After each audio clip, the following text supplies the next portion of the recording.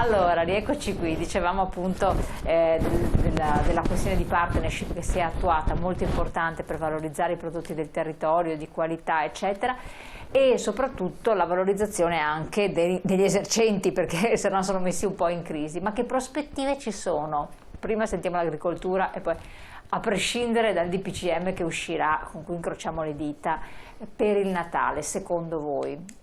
Da un lato montagna che si prospetta chiusa e queste regioni che non si può transitare da una regione all'altra, ci sono gli agriturismi che vivevano anche là di turismo e l'agricoltura ne beneficiava essendo un po' nella filiera. Come la vede? Ma guardi, noi dobbiamo mettere in campo per prima la prima parte della questione della sanità e quindi staremo con quello che oggi i sanitari ci diranno, nel senso se dovremmo tenere chiuso o se dovremmo tenere aperto. Io penso che la sanità sia l'elemento importante, la salute dei cittadini sia determinante. Detto questo, poi noi siamo a disposizione di quello che ci dicono. Chiaramente per i nostri agriturismi, come anche per i ristoratori, chiaramente vi è la possibilità della vendita dell'asporto e quindi anche in questo caso la cultura dei nostri consumatori, dei nostri cittadini deve cambiare e quindi la cultura di andare a prendere il prodotto già finito al ristorante, se non dall'agriturismo, penso che sia un elemento anche quello importante. È un cambio di cultura, un cambio modo anche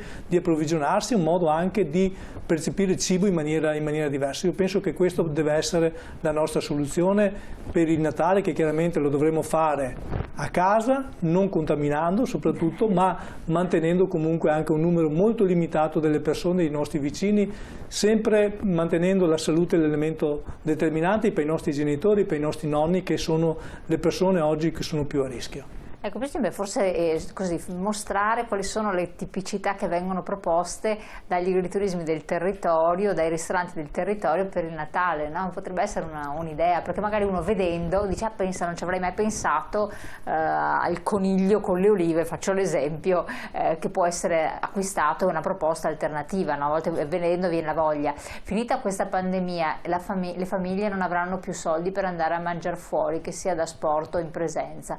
Questa è un'altra questione seria, perché le tredicesime saranno più basse, no? Sì, allora rispondiamo entrambe. Ma io credo che in questo momento è assolutamente fondamentale, come diceva il mio collega, preservare la salute, perché al di là dei consumatori credo che gli stessi ristoratori, gli stessi negozianti, gli stessi ambulanti sono loro che portano avanti le loro imprese individuali, le loro piccole società, hanno dei dipendenti e per poter andare a lavorare e garantire la salubrità dei beni che fanno e che trasformano, devono essere sani loro e i loro dipendenti, per cui tutte quelle precauzioni che abbiamo detto prima. Devono utilizzare questo momento, primo, per riuscire a capire quali sono i margini di manovra che avranno, e purtroppo mi dispiace contraddirli, ma il DPCM e le nuove eventuali che usciranno venerdì questo condizioneranno poi l'andamento delle feste. Quello che possiamo dire, sono convinta che lo condizioneranno. Quello che possiamo dire in termini positivi è questo: primo, utilizzare il canale personale e i canali social per iniziare a educare la clientela rispetto ad altre forme di approvvigionamento. Mi viene in mente un'idea: perché a Natale, anche nel caso non sia possibile festeggiarlo all'interno dei ristoranti, ci auguriamo comunque di sì, non si fa in modo che una serie di ristoratori si possano mettere insieme e preparino in anticipo il lunchbox di qualità, con prodotti di qualità, da poter poi consumare in casa in piccoli numeri familiari. Io credo che su questo lanciamo una provocazione ai nostri ristoranti e ai clienti di andarlo a chiedere ai ristoranti. Non cucineranno loro a casa, salviamo la tradizione, salviamo le feste. Alcuni ristoranti o da soli o in filiera possono mettersi d'accordo per rifornire il cenone di Natale, il pranzo di Natale ed eventualmente anche quello dell'ultimo dell'anno. Per cui c'è una logica di squadra, c'è una mentalità che deve essere rivista e assolutamente su questo credo che gli spazi di manovra ci siano. Un po' di fantasia. Esatto, è una domandona. Riguarda più il venditore finale, ma anche con poi gli agriturismi, si collega un po' al messaggio di prima, ma i prezzi rispetto a una gastronomia, le gastronomie dove si trovano, o gastronomia singola dell'esercente oppure anche della GDO, saranno tanto più alti, secondo voi? Allora, il prezzo per la salute qual è? Quello giusto per avere dei prodotti di qualità? Domandona. Domandona. Okay. Maurizio Antonini. Guardi, la questione è questa.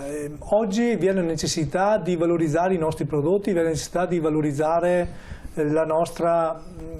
i nostri prodotti agricoli, quindi le nostre aziende agricole. Chiaramente i nostri prodotti costano sicuramente meno rispetto a una filiera diversa rispetto dal consumatore al ristorante o dal consumatore dal produttore al consumatore, quindi è per questo almeno mangi in qualità, qualcosa buone. Mangiamo di qualità, chiaramente se non possiamo produrre un olio a 2,5 € al litro. Ricordiamolo. Questo è il punto, perché produrre un olio a 2,5 € al litro non so che tipo di olio sia, quello per me sicuramente è un buon... per la macchina. No, ma sicuramente è un buon olio, non sto qua a discutere le caratteristiche organolettiche di quell'olio, ma sicuramente è completamente diverso rispetto all'olio che produciamo noi nei Colli Euganei o nel Veronese o nel Bassanese a 10-12 € al litro, chiaramente. E quindi ecco, su questo dobbiamo capire, e anche i consumatori devono capire, che la qualità ha un valore, e questo valore determinato deve essere anche... Ecco, su questo, se mi permetti, aggiungerei una cosa. Padova è una città test del Veneto e dell'Italia per quanto riguarda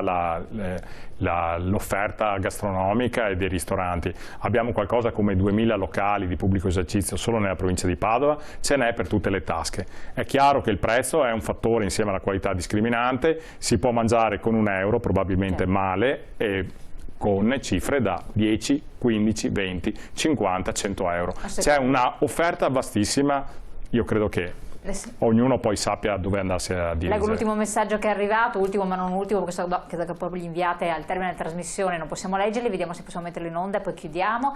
Se ci permetteranno andare a mangiare fuori a Natale, cosa che dubito, dopo non vadano a lamentarsi di assembramenti, come col Black Friday, prima apri poi ti lamenti che la gente va al negozio, ma se lo hai permesso cosa ti aspetti? Un po' quello che si commentava prima fuori onda, se i negozi sono aperti. Gli ingressi comunque sono contingentati. Assolutamente, quindi grande attenzione, questo forse, eccolo qua. Allora io vi ringrazio entrambi di averci raccontato di questa iniziativa, di questa partnership, quindi si possono trovare presso i ristoranti del territorio, gli esercenti del territorio, i prodotti del territorio promossi dalla CIA, quindi garanzia di qualità per star bene, per mangiare bene, per stare in salute, godersela un pochettino anche durante le festività e non solo. Buon proseguimento, noi ci vediamo domani, grazie. Arrivederci.